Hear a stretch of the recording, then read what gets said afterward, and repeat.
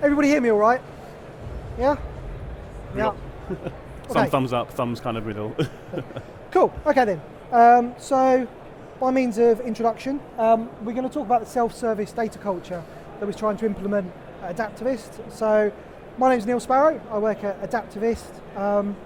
Probably the shortcut to describe myself is a phrase that Snowflake, I hope, affectionately used when they called me a DBA dinosaur the other day in a sales call.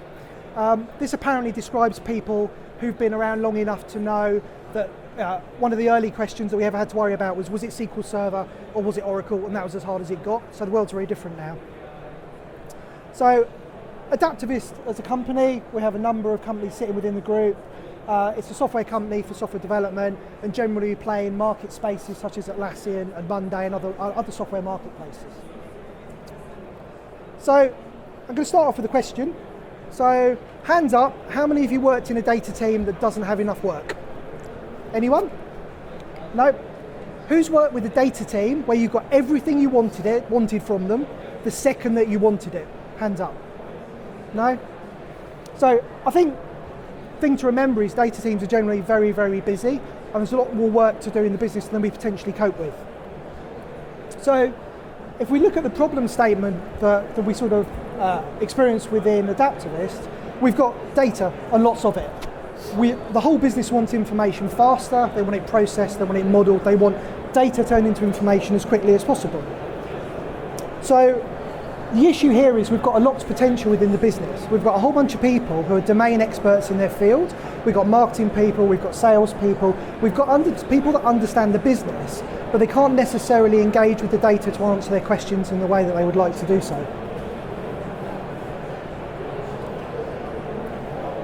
So, just to be clear, this isn't actually a technology problem particularly. It's a people and process problem, and part of the things we've experienced is our actual processes were blocking our people from meeting their potential and doing what they could achieve. So, for simplicity's sake, bear with me here, I appreciate your organisations are going to be different and there's going to be some blurring here, but if we think about data consumers and data producers, we have a couple of different profiles here. So what we've got is your typical data consumer, might be a SQL analyst, a BI analyst, not semi-technical perhaps as a description. And then we've got data producers, your data engineers, data analytics analysts, the people who load data and typically, traditionally would do ETL activities. So the issue we're seeing are these two groups work in very different worlds.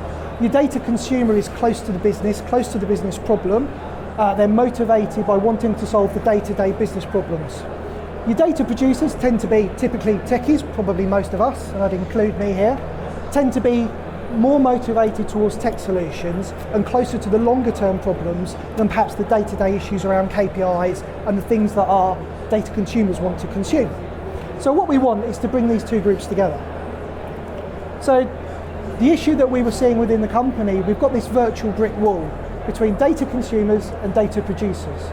So a data consumer can produce a spec and a requirement and talk about what they need, and the data producer can potentially deliver to that, but actually without having shared tooling across the business where people can interact with the same tool and not having aligned roles, it actually limits the collaboration. So we end up with this kind of virtual wall situation. So what that can lead to is what we might call a locked project. So this virtual wall ends up in a situation where working together across these groups feels a bit like a relay race, where instead of working together continually through the project, you do your little bit, you hand it over to the next person, that continues, maybe it gets handed back.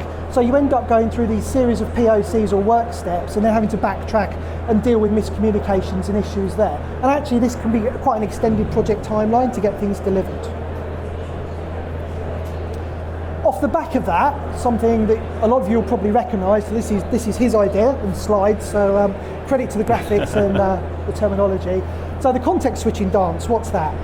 That's when your poor data engineer analyst is having to deal with multiple projects at the same time. So perhaps in the morning they deal with a marketing problem, something happens, then they've got to jump onto sales or ops or all these different contexts of problems within our business.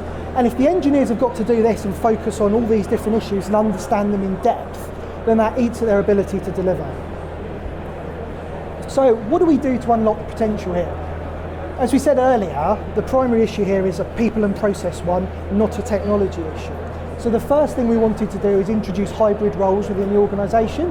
So we have different ways of working with no more of these handoffs and this relay race kind of feel. We want people to work closely together. For that to happen, the first thing we've got to do is redefine people's roles. We've got to redefine the roles and the responsibilities of how we work together and enable that with the right tooling in order to unlock the potential of the people within the business. So what does an unlocked project look like?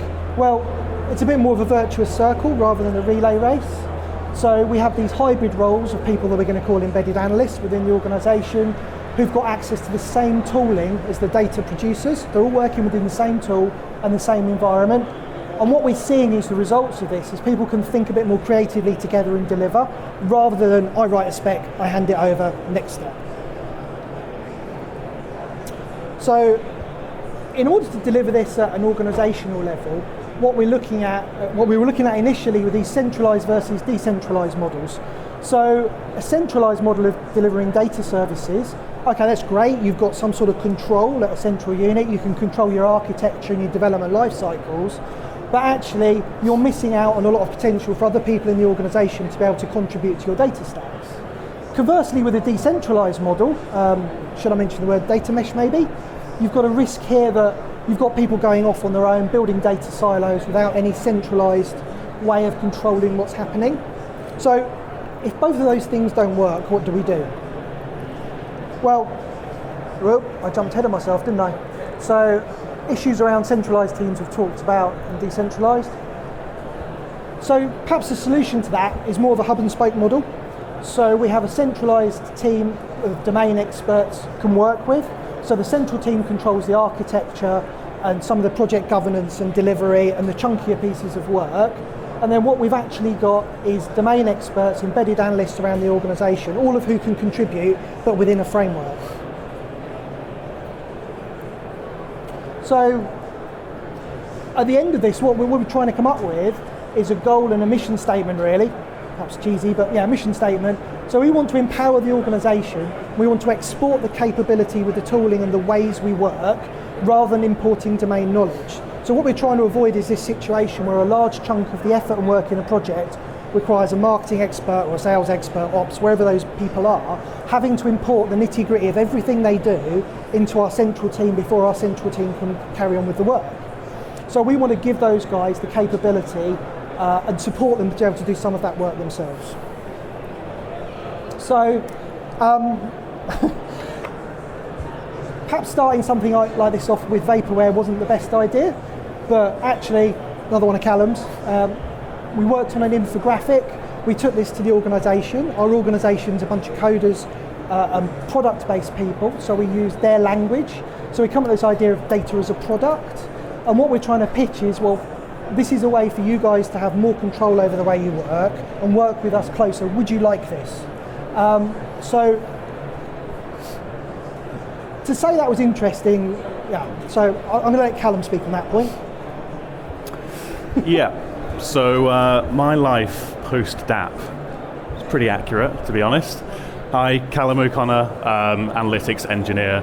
So I've been at ADAPTAVIST'S for around a year now. One of my first projects was that infographic, kind of going to the company and saying, hey, we've got some new products for you. This is your brand new ADAPTAVIST analytics, and DaaP was one of the first ones. We tried to do a soft launch, it completely failed, in that everyone wanted it. It was a hard launch. One guy right here had to deal with all these requests on a half-built system based around an idea and an infographic. So things became very stressful all of a sudden. We were hiring at the time. One of my colleagues joined straight into this kind of little DaaP team because of how crazy it was. So kind of going back to what were we trying to achieve. So going back to that mission statement, that goal, exporting capability, not bringing in domain knowledge. That was one of our first points we really wanted to hit home. A collaborative approach via the hub and spoke model. Again, we have a central data team that manages the infrastructure and our core assets, and then we have dispersed analysts in different parts of the business. This brings us full engagement from with the stakeholder and the projects and the business unit. So no more context switching, doing that dance, and having to kind of give a percentage of yourself to these stakeholders that really need 100%. So the solution was the embedded analyst. So we made a brand new role. These are experts in that field. So we have ones in marketing, we have ones in product, we have other ones in L&D. These are dedicated analysts that have data skills, but are not part of the data team.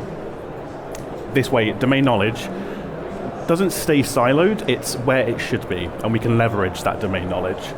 This is all supported by a central team through collaborative working. Now, the thing is with collab working, you have to be on the same platform, you have to use the same languages, it can be a bit tricky. So what does an embedded analyst need? I'm not a huge Marvel fan, which I know is controversial to say at a data convention. I hear there are 6 Infinity Stones, we're going to pretend there are 4. So our 4 Infinity Stones, or components of what embedded analysts need, first off is access to production data, nice and simple. But sometimes achieving such a simple thing can be so difficult.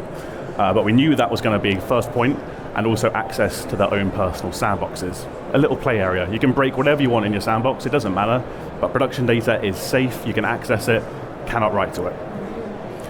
A low-code method of transforming data, this is the collaborative work inside. So it's no point in having these embedded analysts and these stakeholders if they have to know SQL or Python, or you need to install all these dev software packages onto your Mac just to get started. So a low-code method of transforming.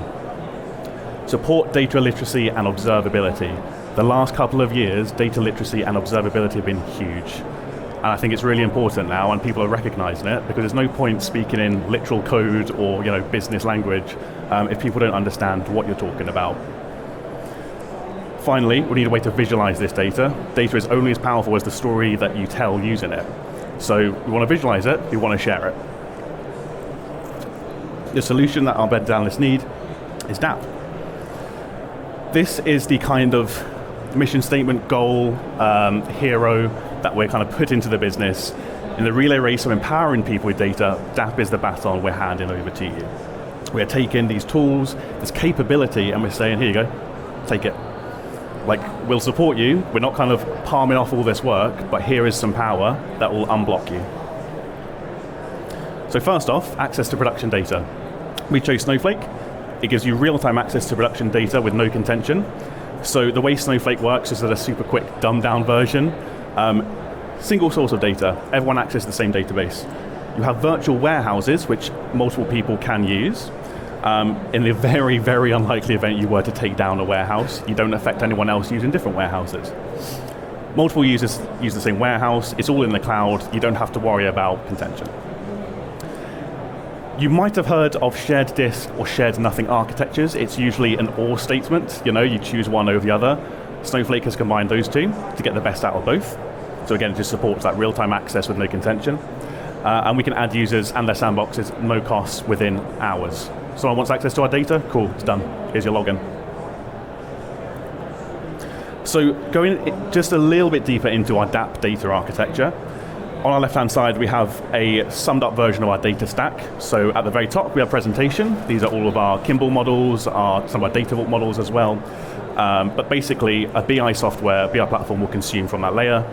And further down the stack you go, you have source, prep, landing, the data getting more and more raw the further down you go. You don't want to give that to everyone. People are going to be so confused. You search for customer and you're going to get 1,000 assets. Like, you don't want that. So we have a DaaP database, which is just a database full of views. So there's no extra storage costs, barely any compute costs. And those views are enforced by data contracts. Very hot word at the moment. Andrew Jones, I think, is doing a talk here. He's the father of data contracts. And I'll talk more about that a bit later. But essentially, we cherry pick the tables we want to expose to our customers. We enforce it with a data contract, and then we put it into one of 3 schemas. Flattened, where no business logic is applied. Processed, where business logic has been applied. Shared resources, things like tables and conversion rates, things like that. So a low-code transformation tool is Matillion. This is a really cool tool. I'm going to show you a little video, just a minute video on the next slide of it in action. It's on-the-fly transformation. You build at the speed of thought. You think to yourself, I just need to filter that, or I just want to aggregate like this, rather than having to change a weird select statement or a couple of CTEs and, I forgot a column down here. Just drag and drop components. Very, very simple, great GUI. This enables that collaboration piece. I've had personally stakeholders, I've had to do a report for them, just like a POC, point of proof of concept, and they want to know how it works. I just fire up Matillion and I show them the start, the raw data, how it's being transformed, and then their report. And they completely understand how I get those figures. You can't really do that with SQL. So PSCs can be productionized. They don't need to be production ready. I was with an embedded analyst the other week where she put in 4 different tickets for 4 different dashboards, reports. I spent an hour with her on the phone and we did it all in Matillion by herself, me just kind of guiding her. So it's not production ready, but it solved all of those tickets in the space of an hour. So a really powerful tool. So now I'm going to show you a quick video. This is their on-prem version. They have just released a cloud product, which is a lot more shiny, still being polished up, but this is just kind of proving the concept. So on the left we have licenses, raw data, very big table. I'm thinking, I want to do a count of licenses. How many licenses do we have at Adaptavist? And I want to segregate it or aggregate it by vendor, hosting, and region. So I've just done the separation. I know what columns I want, and I'm going to do a count distinct of license ID. Give it a quick sample, and it shows you that there.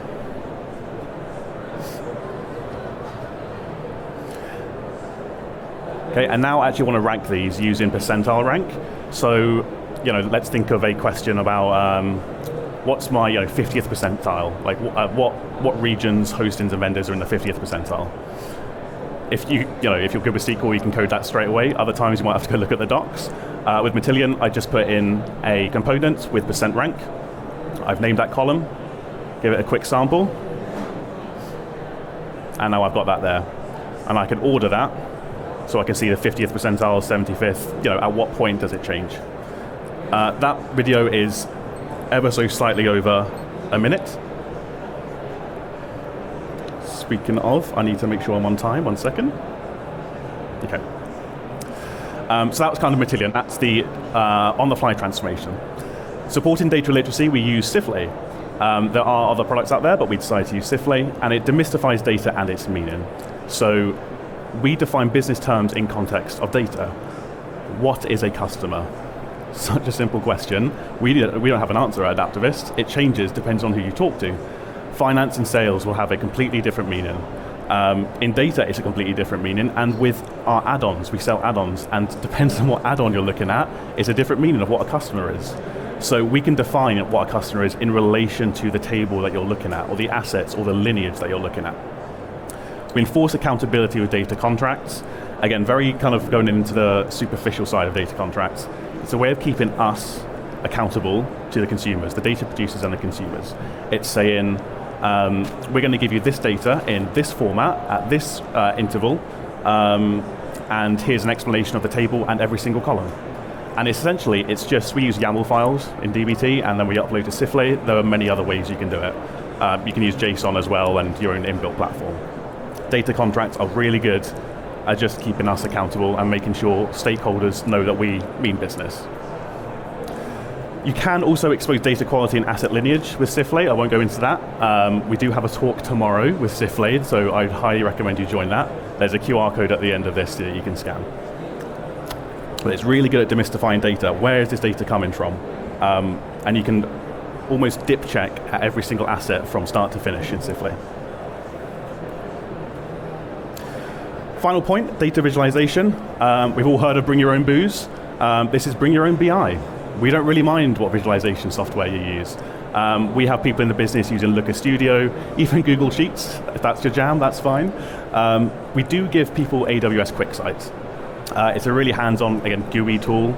You can join these tables together, define the join without having to use any code. So we do give people that, but we just don't want to be a blocker. If you want to use Looker Studio, if you want to use your own different platforms, you want to expose it through an API, go for it. We really don't mind. The crux of this is Snowflake. Writing back to your Snowflake sandbox allows pretty much any integration you want, or even just exporting to CSV possible. So it's just, again, we really don't want to be blockers here, we want to be enablers. So the impact of DaaP. As I mentioned, everyone wanted it. How did they receive it? So I've got a few quotes, I won't read them out, but just starting from the left-hand side, Dan Adams, so senior stakeholder. He was one of our first DaaP customers. It was like a fish to water.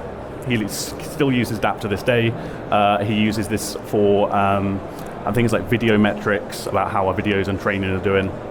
But he says the best thing about this is like regulated access. And I like this last bit. We aren't stuck with dashboards that may have worked a year ago but won't work now.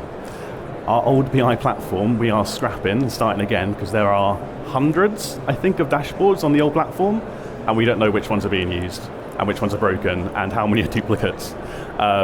So he doesn't have to worry about that now. He can just kind of make his own. It doesn't have to be production ready, but it serves his purpose. Reese, senior software engineer, super skilled, probably knows every language under the sun, very fast, very intelligent. He is calling out Matillion, saying he can do data transformation without having to dip into SQL. I'm sure SQL comes to him in his sleep, but he still enjoys Matillion being NoSQL. And finally we have Alex. Alex is an embedded analyst in the marketing team, so one of our key customers of DaaP. And she loves Matillion, again, very good for quick manipulation, and she uses QuickSight, very hands-on. So we've got these three vastly different customers, senior stakeholder, senior engineer, and embedded analyst, and they're all accepting DaaP with open arms. It's working for all of these different personas. So for the future, Neil has given me a goal to make a data utopia, which it'll happen. Next sprint. Next sprint is coming. So the thing is with this, we always want to improve, all of us, not just us at Adaptavists, everyone wants to improve all the time. So the key things about improving, I'm not sure if you can see the green very well, but we need to continue bringing internal benefit. So continue with data contracts, continue what we know is successful, but we want to do better.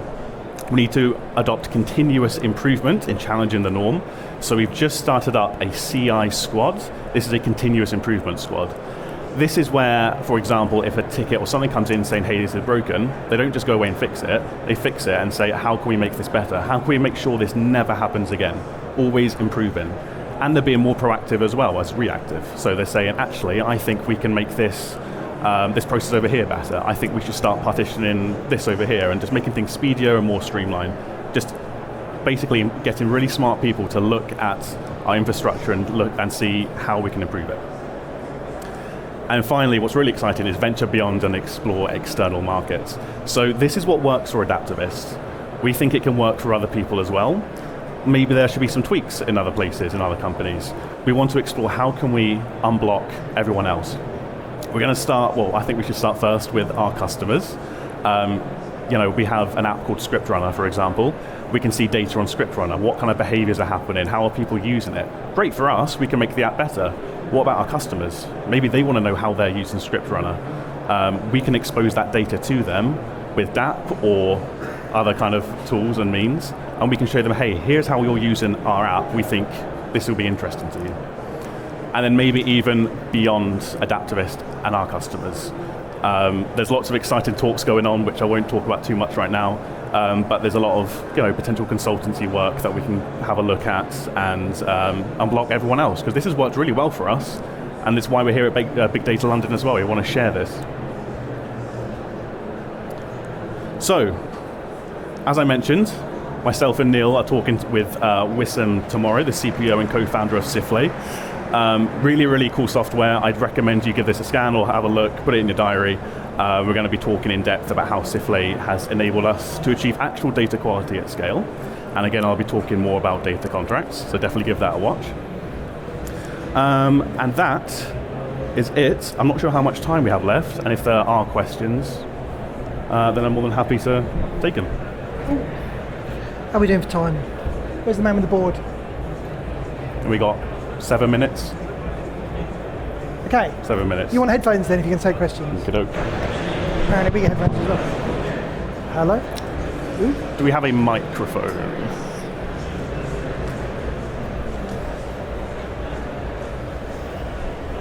Oh, behind you. Hi, hello. I just wanted to say great storytelling. Thank you so much. It was such an interesting presentation. I just wanted to ask about whether you host any kind of confidential data on your platform and kind of how that meshes with obviously your kind of mission to release the data into the world, coming from a financial institutions. Obviously, that's a kind of key point for data governance efforts. Yeah, that makes sense. So we've got an interesting example of that where HR asked us to load some data and promised it was absolutely PII free, and I get a panicked engineer calling going, yeah, I think I could see people's salaries, delete. So I think, as a rule through this process, I think you'd need to put anything, and to be honest, we don't deal with the kind of data you're talking to at length. You'd want that to go perhaps into a separate siloed database. What you can do in Snowflake is you tag things, or with Snowflake as well, you can monitor who's accessing via those tags as well. So the integration between Snowflake and Snowflake, you can use to spot that potentially, but it's a valid point, yes.